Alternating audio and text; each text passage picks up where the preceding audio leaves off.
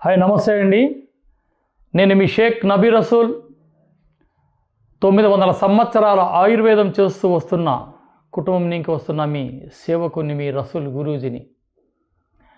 ఈ మధ్య చాలామంది ఈ మూలికా వైద్యం వైపు మక్కువ చూపిస్తున్నారు.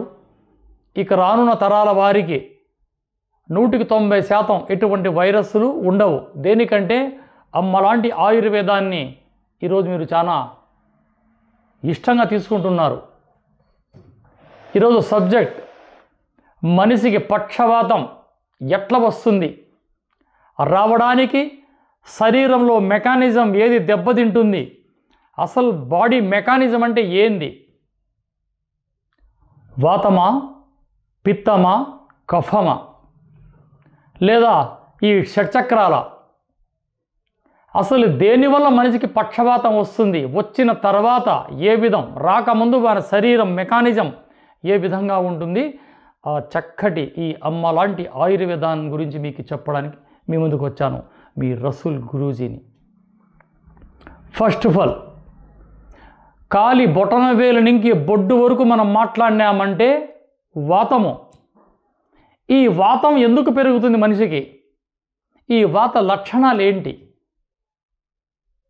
అసలు ఈ వాతం అంతా ఎట్లా వస్తుంది, దీని ఆకారం ఏంటి, ఇది రావడానికి మానవాళి తీసుకున్న ఆహారాల హద్దులు దాటిపోతున్నాయి. అవి ఏమి తీసుకుంటే ఈ విధంగా మీకు పక్షవాతం వస్తుంది, వాతం పెరుగుతుందనే సబ్జెక్ట్ మీ ముందుకు వస్తుంది. ఇప్పుడు మనిషి 3 నెలలకు ఒకసారి మల విసర్జన చేయక వాతం పెరుగుతుంది. ఆ తర్వాత ఇష్టారాజ్యంగా తింటూ ఉంటారు. ఆహారానికి కనీసం 4 గంటలు లేదా 3 గంటల వ్యవధి. మూడవది, వేడివేడి ఆహారాన్ని తీసుకుంటాం, కాలే ఆహారం. ఆ పొగలు వచ్చే బిర్యానీలు, ఆ పొగలు వచ్చే బజ్జీలు, కబాబులు ఇలా తీసుకోకూడదు. ఇక ఏ విధంగా రక్తం చిక్కబడుతూ వస్తుందో మనిషికి అర్ధరాత్రులు ఈ పిక్కలు పట్టేస్తాయి. ఈ తొడలు, ఈ మోకాళ్ళ కింద బ్యాక్ సైడ్ ఈ పిక్కలు అలాగే పట్టేస్తాయి. అర్ధరాత్రులు లేచి ఏదో అయిందని గాబరా పడుతుంటారు.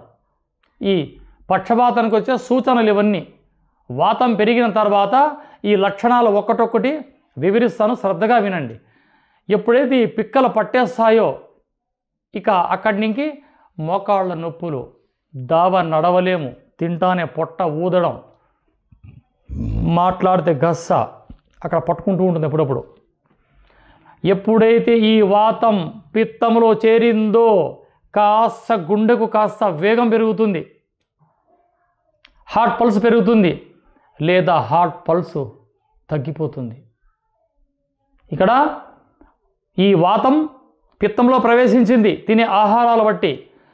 ఎప్పుడైతే ఈ వాతం పిత్తంలో ప్రవేశం చేసిందో రక్తం చిక్కపడి ఈ గుండె కవాటకాల్లో 2 కవాటకాల్లో రక్తం రావడం, 2 కవాటకాల్లో రక్తం బాడీలోకి వెళ్ళడం, ఈ విధంగా జరిగిన తర్వాత బ్లడ్ స్లో, అందులో కొలెస్ట్రాల్, బ్యాడ్ కొలెస్ట్రాల్ పెరిగిపోతుంది, రక్తం చిక్కబడి కొందరికి కిడ్నీలు పోతాయి. ఈ వాతం పిత్తంలోకి వచ్చే వ్యాధుల గురించి మీకు తెలియజేస్తున్నా. ఎప్పుడైతే ఈ రక్తం చిక్కబడుతుందో గుండె వేగం స్లో అయిపోతుంది, గస్స.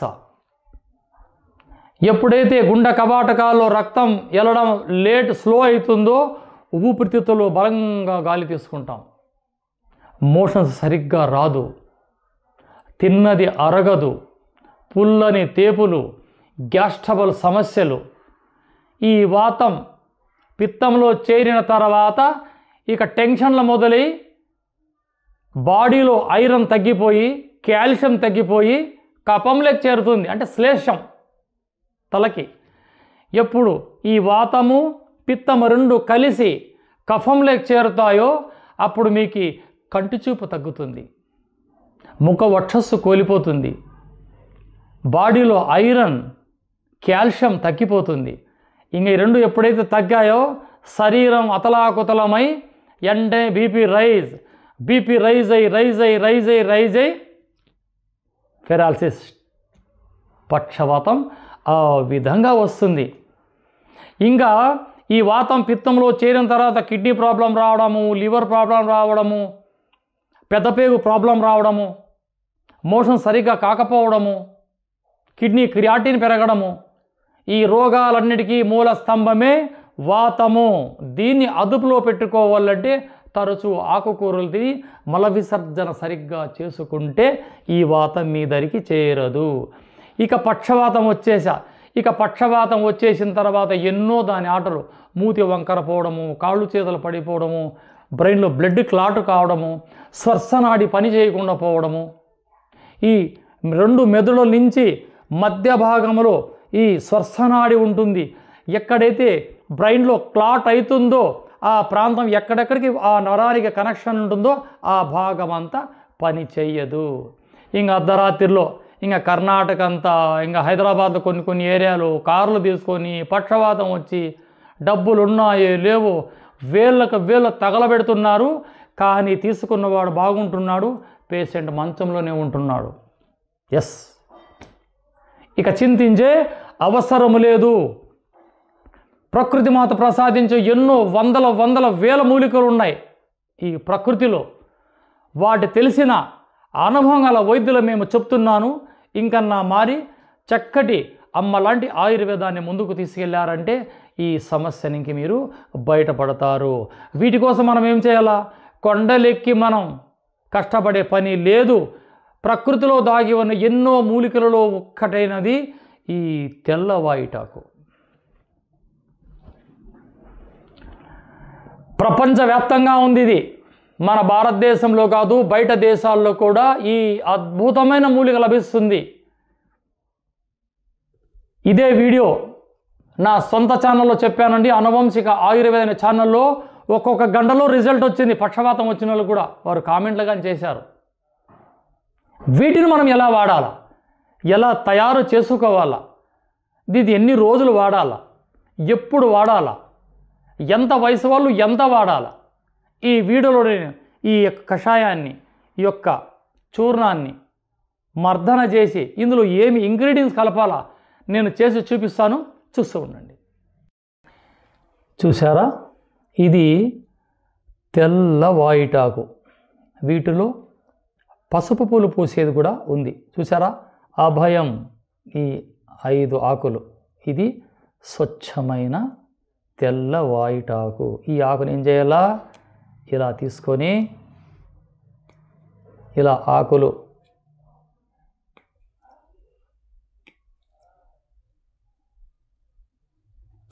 ఇలా కొన్ని ఆకులు తీసుకొని చూసారా ఇలా కల్వంలో వేద్దాం. ఆ తర్వాత మనం ఏం చేయాలా? ఈ ఎల్లిపాయలని ఇలా ఇదిగో ఒక 3 అందులో వేసేద్దాం. వీటిలోకి ఒక 5 గింజలు పెప్పర్, అంతే. ఇలా ఇందులో వేసి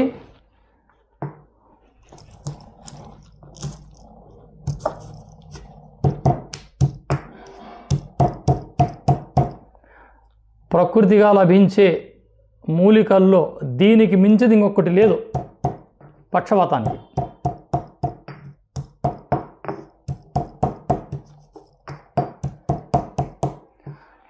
ఒకవేళ మీ దగ్గర ఇటువంటి వస్తువు అంటే కల్వం లేకపోతే ఏ బండరాయితోనో హ్యామర్తోనో దీన్ని మీరు మర్దన చేయొచ్చు.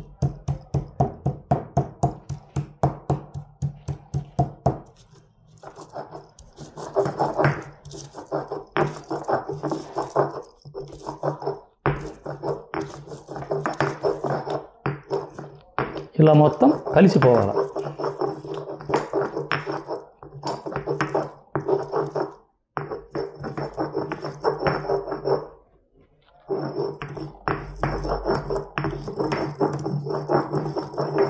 అంతే. వీటిని ఈ విధంగా తీసుకొని ఇది ఒక పూట డోసు ఇప్పుడు నేను తయారు చేసింది. రోజుకి 2 పూటలు ఏ స్థాయిలో పక్షవాతం ఉన్నా సరే ఉదయం నిద్ర లేవగానే ముఖము కడిగిన తర్వాత, రాత్రి భోజనం చేసిన తర్వాత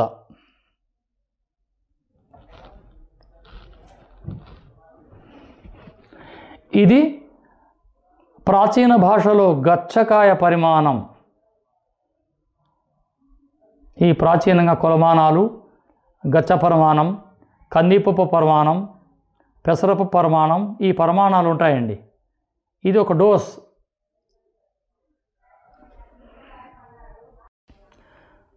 చూశారా? ఇలా తయారు చేసుకున్న తెల్ల వాయిటాకు, 5 మిరియాలు, 3 ఎల్లిపాయ రెబ్బలు, దీన్ని ఏం చేయాలి మనం? అలా గ్లాసులో వేసేయాలి. వేసి గోరువెచ్చని నీళ్ళు ఒక అర్ధ గ్లాస్ వీటిని కలపాల.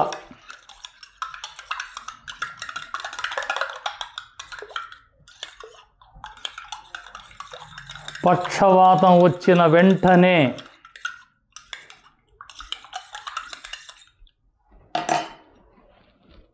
ఇలా చేసుకున్న ఈ యొక్క అద్భుతమైన ప్రకృతి మాత ప్రసాదించే పానీయాన్ని పక్షవాతం వచ్చిన వ్యక్తికి ఉదయం ముఖము కడిగిన తర్వాత ఒక్కసారి, ఇది సేవించిన తర్వాత అరగంట కాస్త ఎండలో కూర్చోవాలి. ఇక సాయంత్రం 7 గంటలకే ఇచ్చేయాల. ఆ 7 గంటల లోపలే వాడికి ఆహారం పెట్టి శుభ్రంగా అరిగే ఆహారం పెట్టాలా. 7 గంటల తర్వాత 8 లోపల మరొక్కసారి ఇంకొక డోసు ఇచ్చేయాల. ఇచ్చిన తర్వాత వీటికి ఎల్లిపాయ కారంతోనే ఆహారం పెట్టాలి. ఎల్లిపాయ కారం అంటే ఈ మధ్య అందరికీ తెలుసు, ఒట్టి మిరపకాయలు లేదా మిరపకాయ పొడి, తెల్లవాయలు, తక్కువ ఉప్పు కారం తక్కువ ఉండాలి. ఎందుకంటే హై బీపీలో వీళ్ళకి పక్షపాతం వచ్చింది కాదు, ఉప్పు కారం తక్కువ ఉండాలి.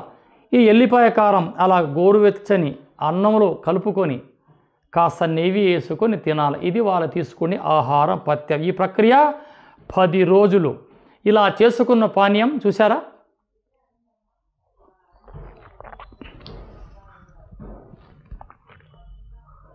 ఇంతే. ఈ విధంగా చేసుకొని మీకు అర్థం కాకపోతే స్క్రీన్ పైన నా నంబర్ ఉంటుంది. ఏ అర్ధరాత్రిలో కానీ వ్యాధి తీవ్రతను బట్టి మీరు ఎప్పుడన్నా ఫోన్ చేయొచ్చు. ఆషామాషిలుగా ఫోన్లు చేయకండి. మీకు అవసరం వచ్చినప్పుడే, వెరీ సీరియస్గా ఉన్నప్పుడు, గురుగారు మా మనిషికి పక్షవాతం వచ్చింది, ఎక్కడున్నారు, మేమేం చేయాలా, ఎక్కడికి రావాలా, నేను మీకు ఫోన్లో సమాధానం చెప్పగలను. ఎవరికి భయపడే అవసరము లేదు. ఈ ప్రకృతి మాత ప్రసాదించే ఈ అద్భుతమైన మూలికని మీరు వెతికి భద్రపరచుకోండి. ఇక రానున్న కాలాన్ని ఇవే. దేనికంటే మొబైల్ రేడియేషన్, ఏసీ రేడియేషన్, ఫ్రిడ్జ్లో ఉన్న రేడియేషన్, ఇక బ్రతుకంతా మన వైరస్లోనే ఉంటుంది. కాబట్టి ఈ మూలిక జాగ్రత్త సుమా. ఈ మూలిక ఎక్కడ లభిస్తే తెచ్చి మీరు తులసి చెట్టుతో ప్రకారంగా దీన్ని పెంచండి. స్క్రీన్ పైన నా నంబర్ ఉంటుంది. మీకు ఏదైనా అవసరం అనిపిస్తే ఫోన్ చేసి మీరు తెలుసుకోవచ్చు.